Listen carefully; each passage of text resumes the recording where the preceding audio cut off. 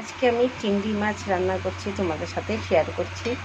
তোমাদের ভালো কেমন করে বানাচ্ছি দেখে নিও। মশলা আমি মাছটা কেটে পরিষ্কার করে নিয়েছি, দেখছো চামড়া ছিলে নিয়েছি আর ধুয়ে পরিষ্কার করে আমি এর মধ্যে হলুদ লবণ একটু লঙ্কা বাটা মিক্সার করে রেখে দিয়েছিলাম 5 মিনিট পরে আমি রান্না করছি। এখন আমি কড়াইটা বসিয়ে দিয়েছি,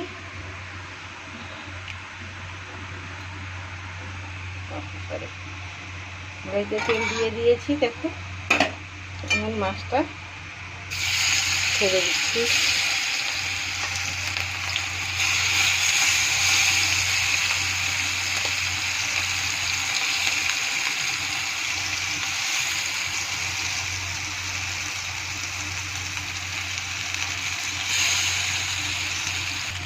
মাছটাকে আমি লাল লাল করে ভেজে নিয়েছি, এখন নামিয়ে নিচ্ছি। তেলটা গরম হয়ে গেছে, এখন আমি তেল দিয়ে দিচ্ছি।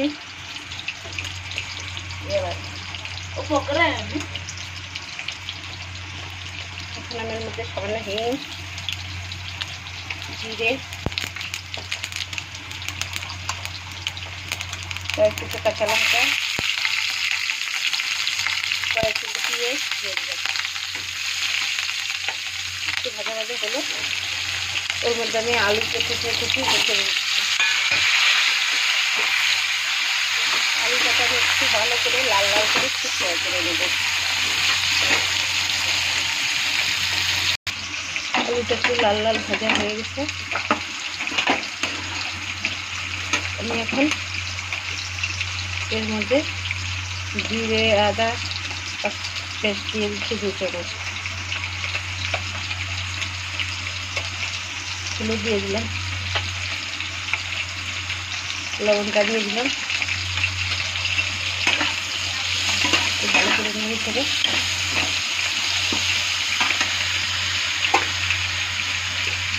টমেটো কাটাটা ছেড়ে দেবেন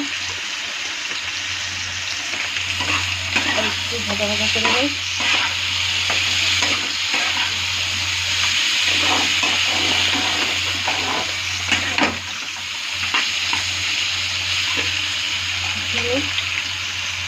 একটু বড় বড় করে পেঁয়াজ কেটে রাখছি, সেটা দিয়ে দিচ্ছে।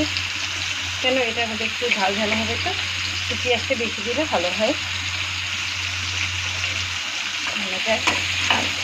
আমি এখন সব ভালো করে মিক্স করে ভালো করে ভাজা ভাজা করে নিচ্ছি।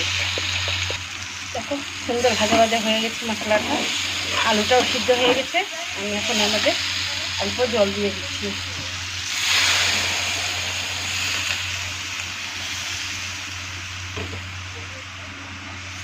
জল দিয়ে ভালো করে নেড়ে চেড়ে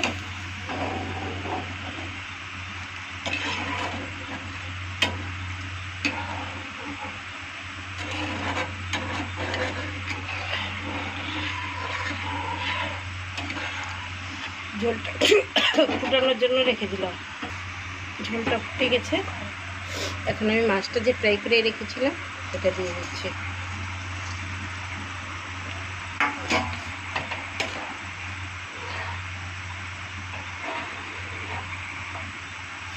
একটু সময় ভালো করে ফুটাবো, 5 মিনিট একটু ঢেকে দিলাম। একটু গরম হয়ে গেছে, একটু গরম মশলা দিয়ে দিচ্ছি। গরম মশলা দিয়ে একটু নেড়ে দিলাম।